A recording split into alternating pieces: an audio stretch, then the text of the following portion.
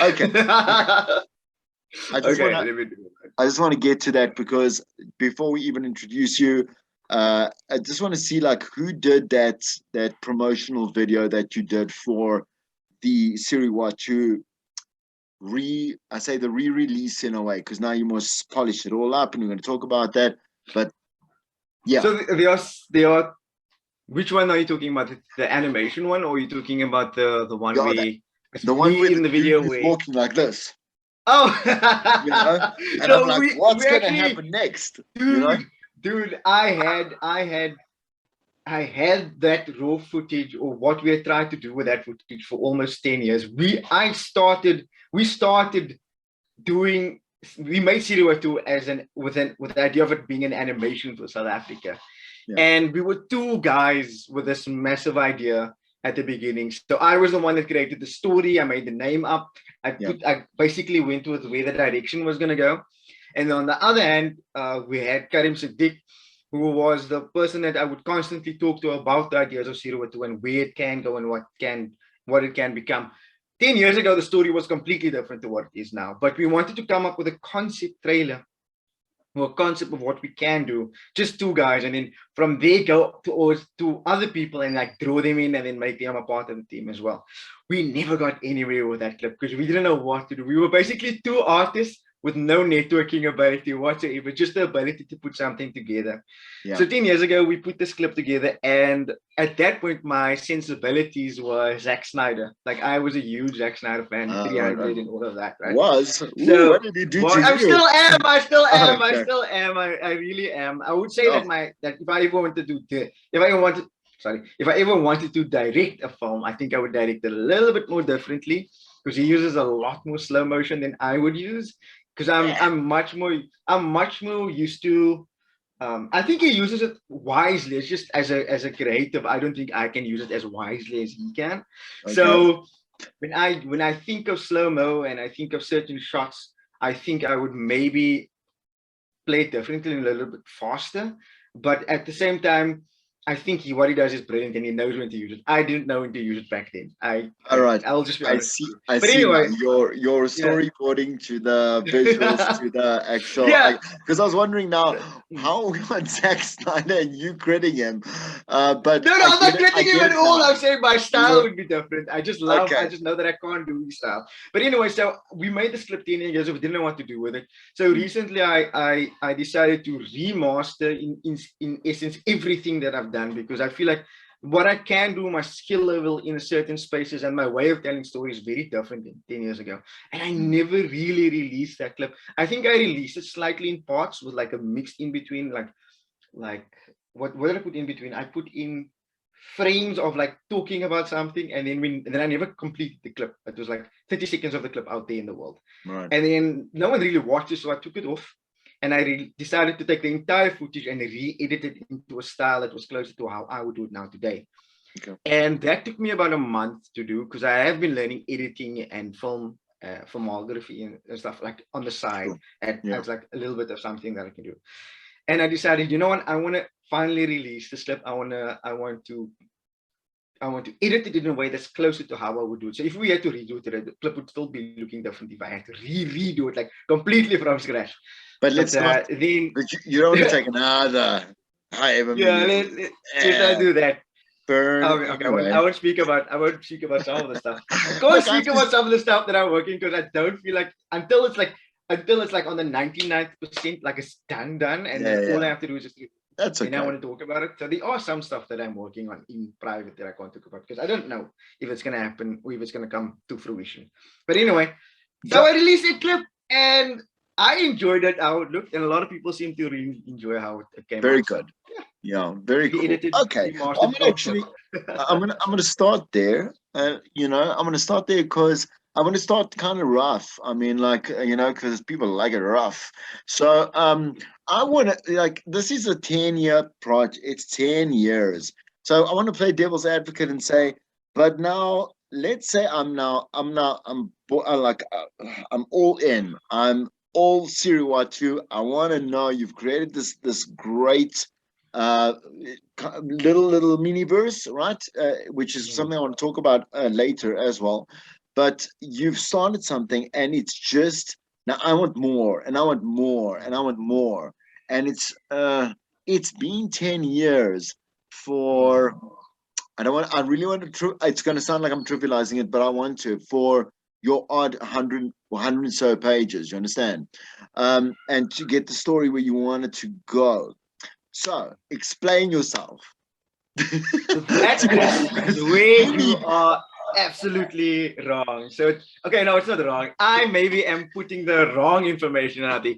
10 years probably took us 10 years to develop where the story was going to go and what we wanted to do. Or let me say 10 years for me to develop where the story was going. The other people that's on board has got to do with wanting to turn this into an animation or wanting to do something else with it. But I had to obviously tackle the story completely. So it took me about 10 years to develop where it's going to go. I became a historian. I took like time out in my life to become a historian so I could understand firstly where my own story comes in, how to tell my own story as a person from South Africa, and then also how to make that entertaining. So I was juggling all these 3-4 different things to try and create what eventually Siri Watu has become, which is something that I feel is special. I feel it's special. It is. So the last 4 years, it took us for a lot. So since 2016, late 2016, and then 2017, when we released the very first issue, it took us about the last 4 years to develop the skill when it comes to creating manga and that sort of realm. Basically telling the story how it is now. It took me 2 years. So I used to have an illustrator with me that was that at the time was far more skilled, or that just wanted to be an illustrator. And I mean, everything was coming out of my pocket at the time. Sure. And I know so we were just learning and learning and learning and learning and learning. And eventually I think about 2 years ago, I think it was 2 years ago or 3 years ago, I realized I would have to take over the illustrating as well if I wanted to make a success, because I don't have all the money in the world to be paying illustrators and all of that kind of stuff. Of course. And I honestly hope one day that I can go back there and I can get assistance and I can make the book come out faster. That is the goal at the end of the day, right? Sure. So it took me at least in the last 4 years to learn how to edit, to learn how to illustrate, to learn how to color, to get the quality of book that I wanted, because I wanted the book to reach a quality where people pick it. I'm like, whoa, this is not that bad. This is actually really good. This is not just good because it's South African or local. This artwork is really nice. I like the way it looks. And then also I like the way the story flows. So that was my goal in mind. It's like I always had this assumption: when people pick up a local comic book or a local manga, this is good for South Africa. And and my goal is to move beyond that, to be like, no, South Africans can create something special. Yep. I want to stop that. It's not like just because it's South African. I want to just stop that at that statement.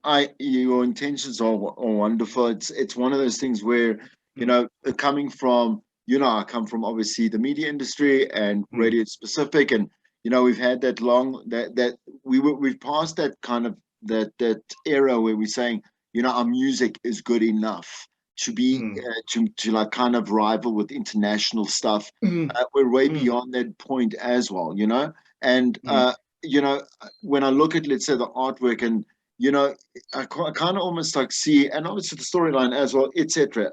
So Awali as a whole, like you're not second-rate South African. Does that make sense? So in other words, that because it sits there across, like we say, all the big ones, the 007s, the Marvels, and whatever it may be. But people are not really looking and going, oh, well, this was a great like runner-up. You understand? That's what I think you should, and you probably do feel. You understand? Like, I know you're trying to maybe even be a little bit like humble, but at a certain stoppage point. I mean, if I had to ask you, listen, so because that's what it is about. You want people to buy your comics. You understand? Definitely, like we can say it. You've got a lot of people behind you saying, buy the comic. It's really cool and it's fun to read through. You understand? Even if we don't know where it's going from here onwards. You understand? That was a very cool read. I really enjoyed it, and that's the whole point. Like, it came out as a great product. Love the story, love the characters, and I wanted to get to the end. Does it make sense? Right? So I wanted to find out what happens. That makes me so happy to hear that. Honestly, it does. I'm My with goal. I'm with you on that. I just okay, so if it's commentary like that, if it's just a comment that I just want to make on that, it's comment a narrative around the way that we first, and I believe that you must make it in South Africa to then make it, somewhere else, because you want to be able to make sure that you're the best or one of the best within our boundaries, like so within our markets, and then decide whether your product or service or whatever it may be is now ready to fill an international space, and that's where, have you gotten any, like, so I saw on Instagram most that you were so superstar shock there. I mean, you were fanboying crazy. Yeah, tell me about the talking about the if I can't say this easy wacky. If I'm not sure, easy is, I can't remember how to say the name. Tokyo, I'm really sorry. From Tokyo, and so I did a test with my book, right? I shared my book with on my Instagram, and I have a few followers that are from America, and a few and I think Hijiwaki is from. Please, if you're watching this episode, please, I apologize for saying your name wrong. The spelling is there. I just can't remember how to say it exactly. It's cool. And he read the book, and his experience with it was that he enjoyed it from what he had spoken to me about it when he had given me the review. And then I spoken to a few Americans as well. So one one that is older than my target audience, and those that are within my target audience. Sure. And it was a handful of people that bought the book. It's not like hundreds of Americans bought the book, but it gave me a sense of that Americans can understand the book as well, can enjoy the book as well. And then Japanese people that unfortunately has to read English because I don't have a Japanese version of the book yet, can still enjoy the book as well. And that made me extremely excited, because my biggest concern was that I was writing with the idea that I want to make this book amazingly big or massive in terms of audience, but also that my focus might have been too South African. At least that was my concern. I was trying to balance that. And the thing that really makes me happy is that people outside of the local sphere can understand it. And so that I am kind of, I don't know if I fanboying, maybe that might be the right term, or super excited, but I'm happy, dude. I'm extremely happy that you're unashamedly fanboying. I'm happy. Awesome. I like it when why must you hold back? Hey, it's a mess. Like to get like kind of some recognition for your work from I would say an unexpected source. Like you say, you put your stuff out there. When I wrote my first book, I targeted so before obviously then published it, I actually targeted the kind of like the leader or self-proclaimed leader in radio futurology, right?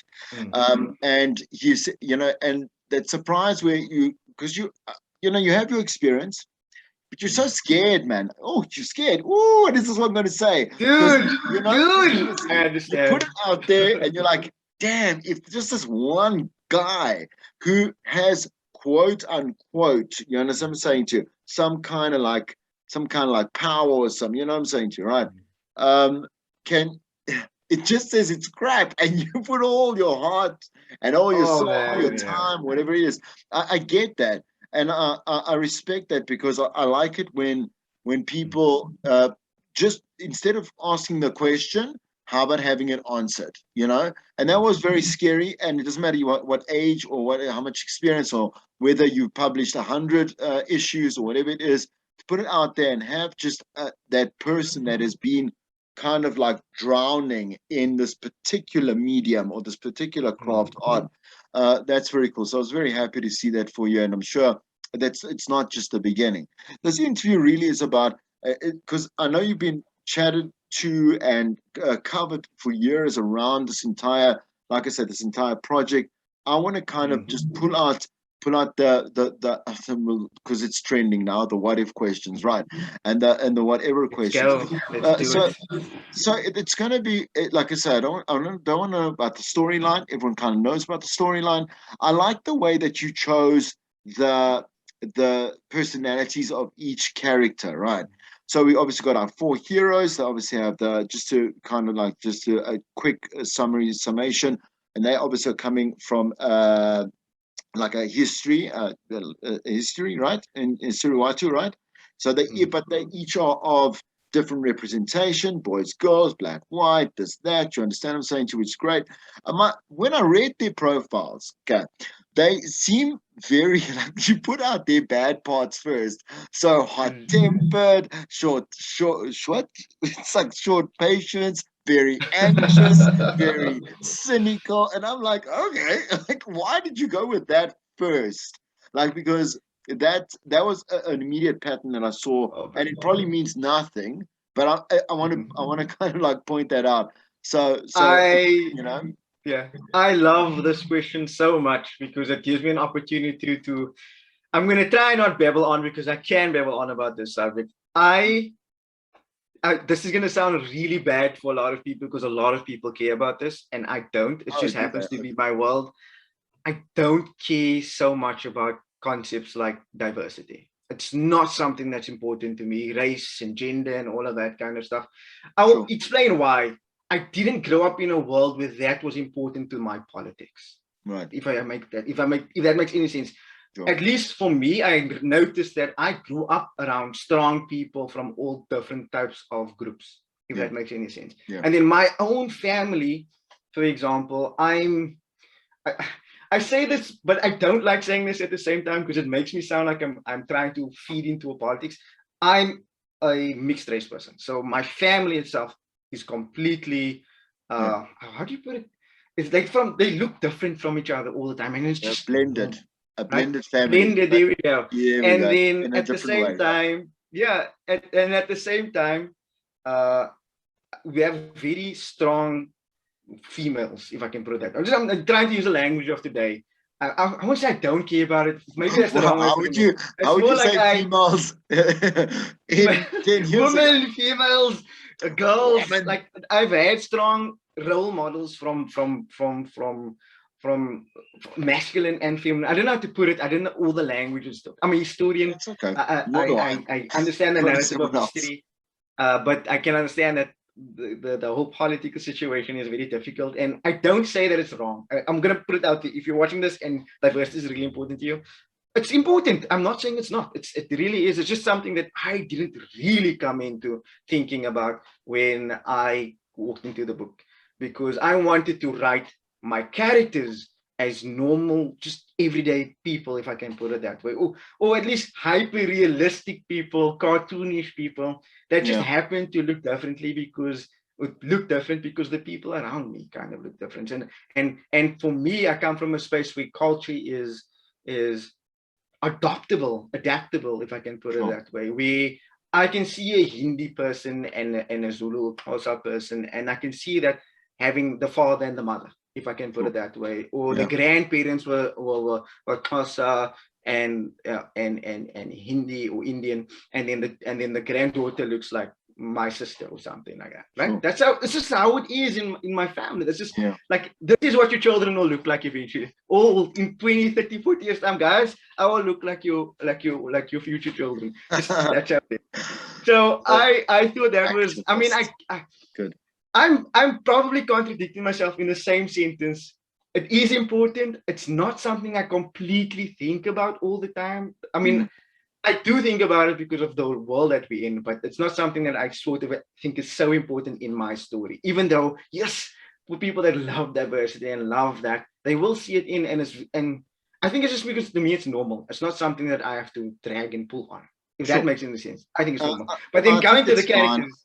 You know what? Look, it's your story to be. In other words, it's a natural segue from what you want to be told in your story. That's it.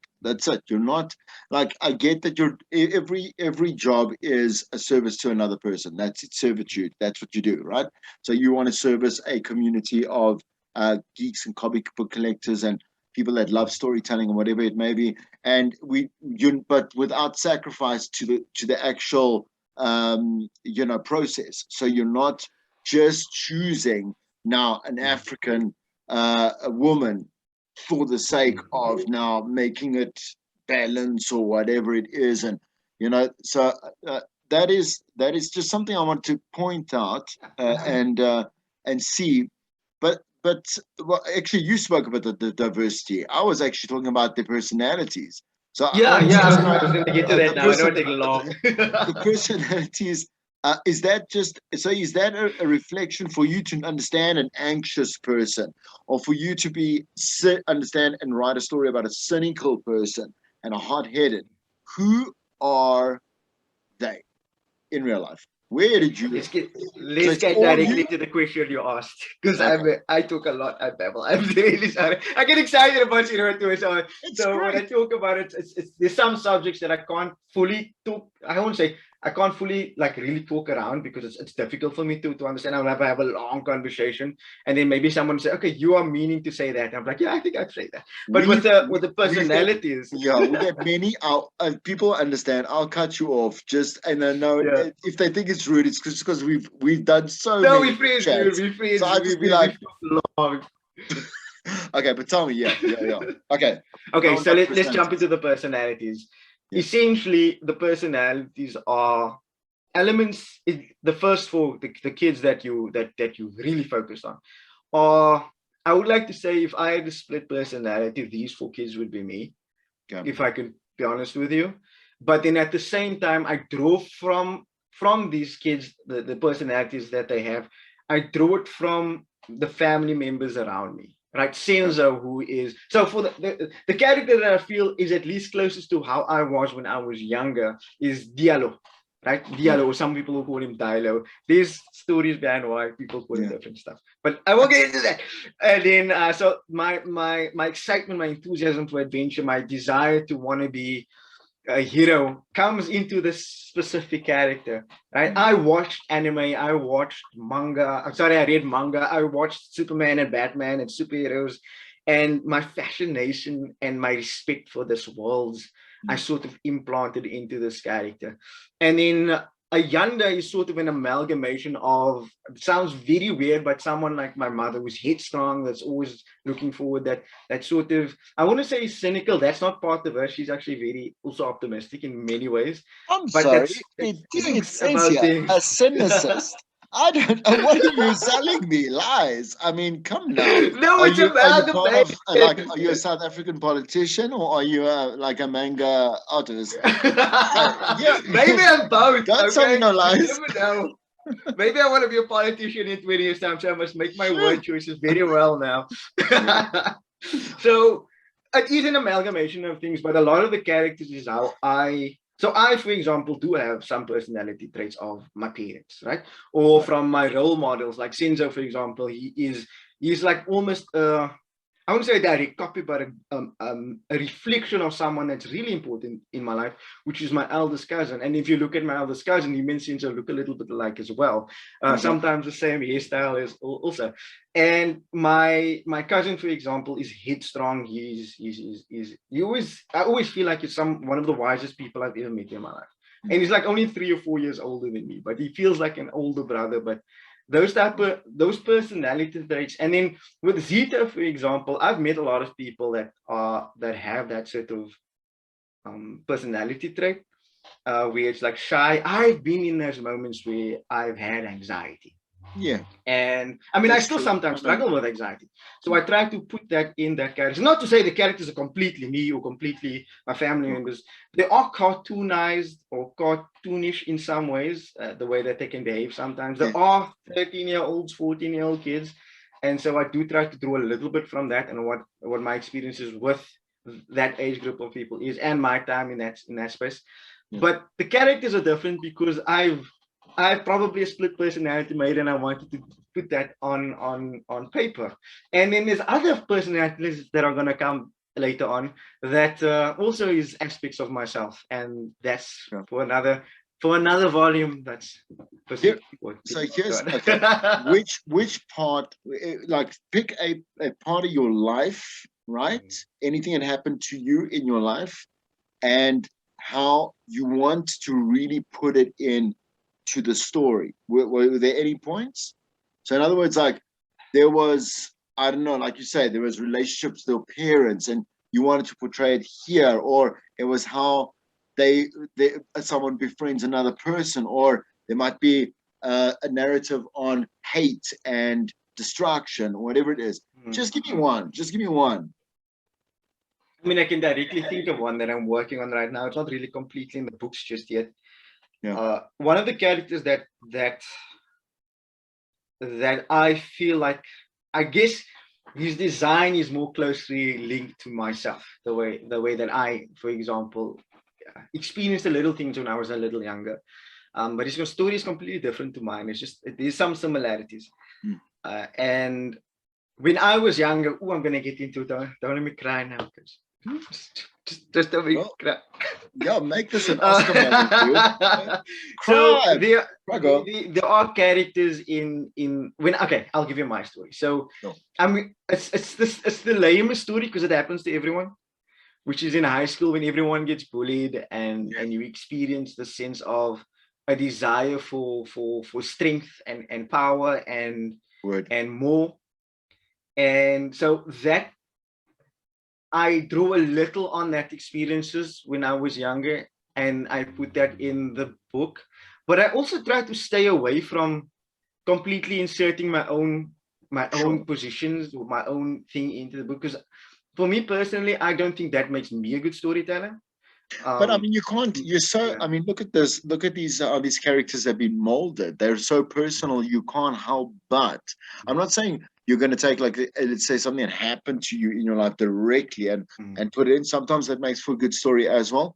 But you're a storyteller. The best thing that we want to do as storytellers is, and to make it unique, a unique story. That's the only way it's going to stand out from another story, another comic, whatever it is the fact that I have like an infinite reservoir of experience, personal experience, that I can add to my craft. You understand?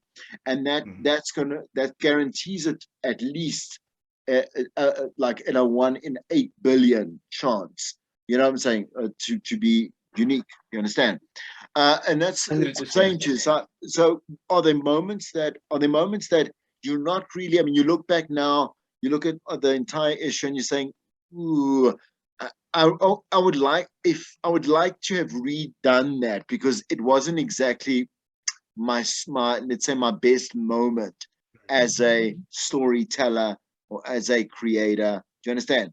Like, you can't be proud of. No, I do understand what you mean. 6 pages. I'm completely on board with what you mean. You understand? I can say, I almost want to say the only thing that I would change is improving my illustrative abilities. Like, I won't say story, because I feel like where the story is going, I've developed it for such a long time that I have an idea of where the story is going to go for the next 5 years, for example. And then after that, it's like loose. So no loose ends, no characters that, side characters that were put in, and maybe you thought, oh, it should have been quicker, or they should have been there longer, or again, like moments which kind of maybe contradicted something, or they carried on too long, or you understand what I'm saying to you?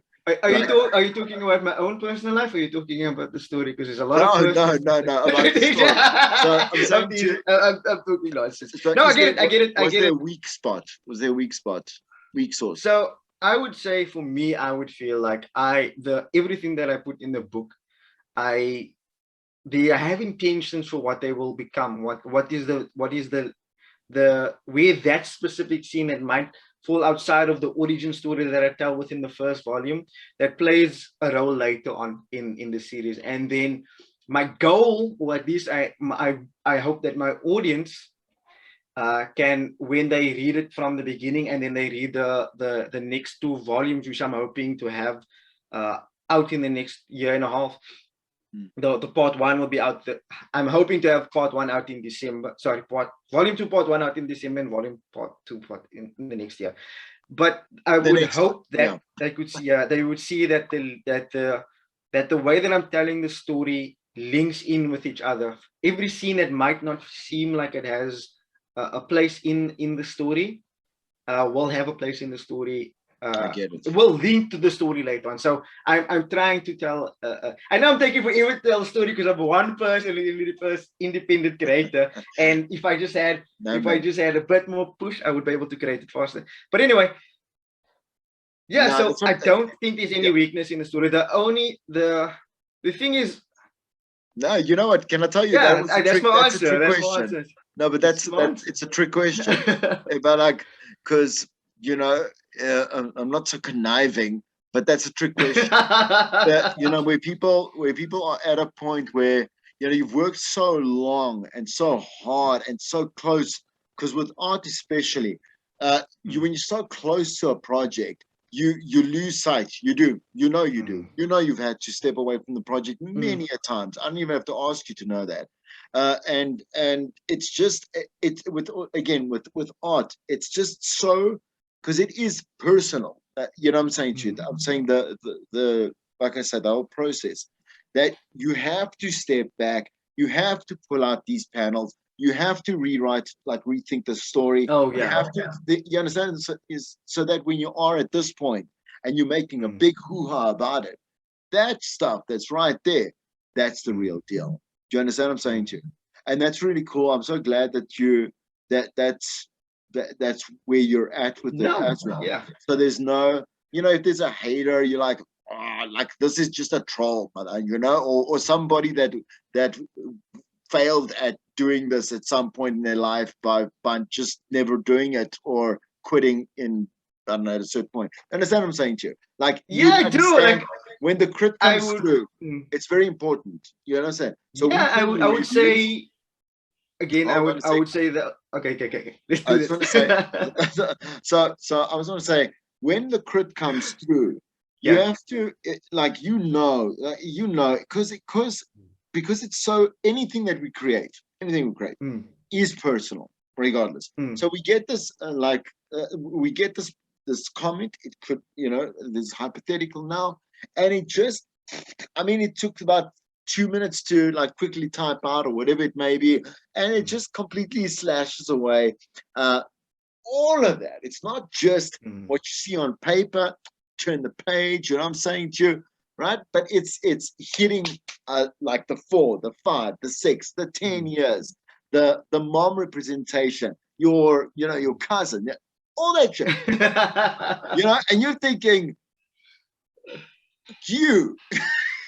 yeah, okay, I do. Oh man, it's a scary thing. It's 100% a scary thing. At least in the beginning, it was a scary thing.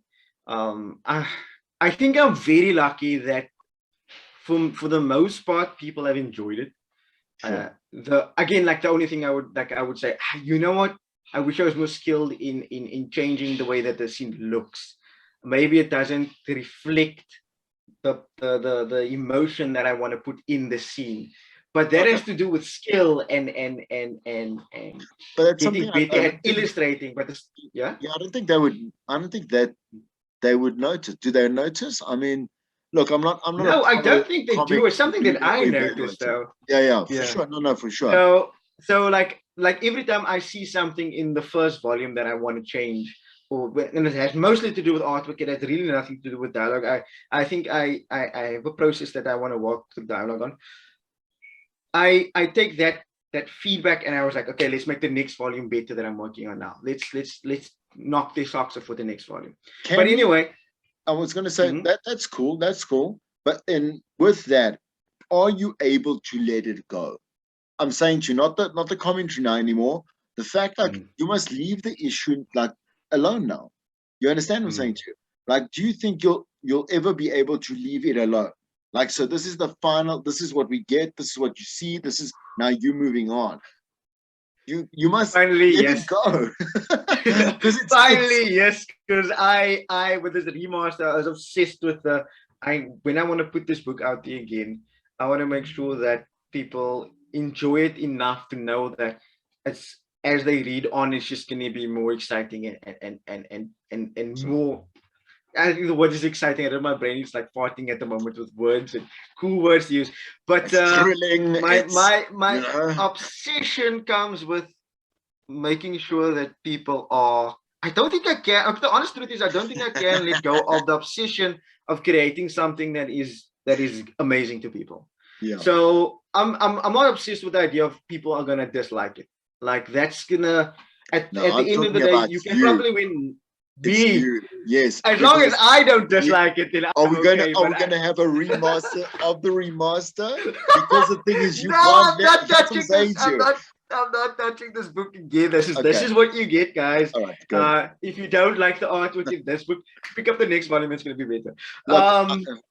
Look, if everyone's vouched for you, it is really beautiful. It's thank you. Thank you. It really is nice, and it's also again for me that why I don't want to make a lot of commentary about the process is because I don't know it. Does it make sense? So I would find it very kind of like what's the word I'm looking for? It's hypocritical. You understand? I don't know what I don't know what it takes to do what you did. I just like the end product as a customer. Thank you. And that's why I wanted this interview and this chat to focus on again kind of mindset and also where it's going. And just all the cool stuff that obviously I've asked because I'm so cool at doing that, and and you're answering in very cool ways. So that's where you say yes, it's been fantastic. It's been amazing, Chris. This has been the best interview of my entire life. I feel like I said a lot of stuff I shouldn't have said, but I said it anyway. You have to don't oversell it now. I overshare so much, Chris. Like you have no idea. Like I have raw, unfiltered thoughts in my brain that I don't think I've ever thought that through. And then I just share it, and that's not wise. I don't think. It's probably people gonna watch. It's like this dude's an idiot. I don't think I'm gonna buy his book. Jeez. Like that's my biggest fear, by the way. That's my biggest fear is that people think not that my book is good, because like I will go on my knees and I will fight you with a samurai sword and let you know I love this book, this product of mine, this project of mine. I'm going to put my heart and soul in, and it's brilliant. But me as a person, I sometimes think I say a lot of dumb things that sometimes if I really think about it, am I saying it in the correct way? And they're like, this dude's an idiot. He doesn't know what he's doing. Dude, that's being part of human. Point me to the nearest not idiot. You know what I'm saying? Like there's nobody on this planet that is if that's just being human, dude. Like I'm not going to be Oprah Winfrey to you. Okay, so you're amazing. You're great, and I need the motivation. No, man. You're like I say. Here's my closing question. Fuck, I'm swearing. Anyway, the point is that that's my closing question. Why buy it? Keep it short. I'm saying keep it short. So why must someone go and buy it? What is the price? Just a little remind us again. So right now we have a very few little issues of the physical copy left, and I think in stores it's going to be for 200 rand to maybe 250. It might be a little more. I'm getting it throughout the stores in Cape Town, so I think I have it in three. I think I have it in 3 stores at the moment, and it's expanding to another 3 in Cape Town, so it's independent bookstores. And then I'm getting events, and I'll try to sell it there as well. But right now, as of this interview, within this next, I think until the 30th of September, if I'm not mistaken, I think it's going to stay at $3. It's like the launching price that we're putting it on. And I think it might go up from the afterwards. $3 electronically. Okay, that's the entire volume.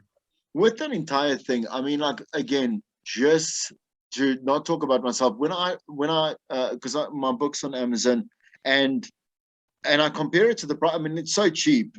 Obviously, it goes cheaper over time. You know, academically, there's no need actually to up it.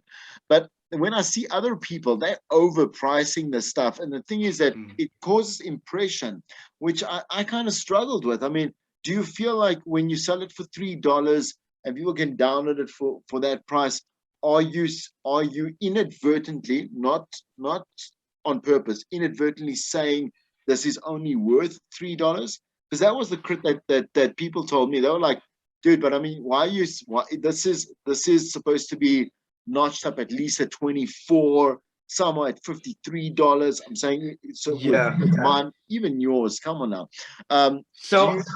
Yeah, is that a struggle? Because I know that is a struggle. That was a struggle for me. The struggle for me came from, I didn't quite understand the marketing, how to do marketing and all of that kind of stuff. That was one of the aspects that made me decide on price. The other choice that I made was like, you know what? I don't think I'm always going to keep it at $3. I think the value of this book can be a lot higher, but I want to put it out there as a launch price. So I'm in control of everything in my space. I don't have someone else that is working with me to put this out there. I mean, I have someone that's helping me design my platform and all of that kind of stuff, but no one's helping me decide on the key issues of what's the price of the book and all of that kind of stuff. For sure. So it's your baby. I've been told that the value, your nappies, your poo. In that sense, but I've been told that the value of my book, at least at minimum, should be like $10. Like when it comes to like American pricing. And I've battled and I've thought about possibly putting it on that price. And again, it's not a guarantee that it's going to stay $3 forever. So right now I'm saying it's okay with $3. I want you to read the book. I want you to be able to afford it, but I don't want my intention was the same. So I struggle with that, and maybe I should have more conversations with people before I start putting my stuff out there for undervaluing the project. But I don't think about that so much. I think more of, I believe it's a quality product, right? And I don't necessarily think that, and I could be wrong. I know nothing about business. I could be wrong. So maybe the value should be higher. But at this point in time, $3 is okay for me. And I think people, when they pick up the book and they enjoy the book, it's not what they spent on the book, it's the experience they had with it. That's the most important thing to me. I can absolutely relate / completely agree with that approach. There's other approaches that also are agreeable, but that approach is nothing wrong with it as well. So one sentence, why do I need like the story of Siri Watu in my life? Do you want mystery, fiction, action, African fiction, everything else in between, an amazing artwork? Get Siri Watu, Descendants of Africa. No, I'm sorry. I don't accept that. That could be, you could be literally selling a car. Like you literally sold like a car right now. I'm going to argue to sell a book in one sentence. I don't know how to do that. Okay. I have a whole paragraph that I talk a lot. I'm a writer, Chris. How do I put it into one sentence? You know what? Try something new. Try something new and keep it short. Okay. So Siri Watu is an action adventure that follows the folklore of the Lost Kalahari and the Great Zimbabwe, and it mixes in the mystery of finding out who you are as a person, but also trying to discover people that you belong to in a way that is super exciting and adventurous to the heart. That is what Siri Watu is in a nutshell. And a little bit of comedy doesn't hurt as well in the book. How does that work? That was really great. It was great. Give us your handles. Obviously, we got awalicomics.com, which is where everything is happening. But so your landing page, your handles, where people can just where you're most active. I know you are active on Instagram, but where can they find you in terms of that? So people can find me on Facebook at awalicomics.com, at Instagram on awalicomics.com, on YouTube on awalicomics.com. Hopefully soon. I don't have an account yet, really, but TikTok. No. Anyway, but let me not start with I don't know. I'm still thinking about it. Okay, so and then they can find me on my website. Awali Comics .com. Like, so when we look for the handle, when we say it's just like a dot. There's no D. Okay. Okay, good. Pretty easy. Okay, so then and then there was one last thing I wanted to ask you. Well, that just went blank. Take your time. No, it was going to be. That sounds so good. Anyway, okay, and okay. You know what? I don't remember. I'm so sorry. But, okay, so that's Edit this very out, cool. Chris. Edit this out. I genuinely was like, that just completely went away. But it's been great as always. Thank you, Chris. It's And been always great. and you know, no, I'm not gonna even wish you the best of luck. That's really condescending. Well, I wish you the best of luck. It's No, it's do like, it. I need it's all like, the luck in the world.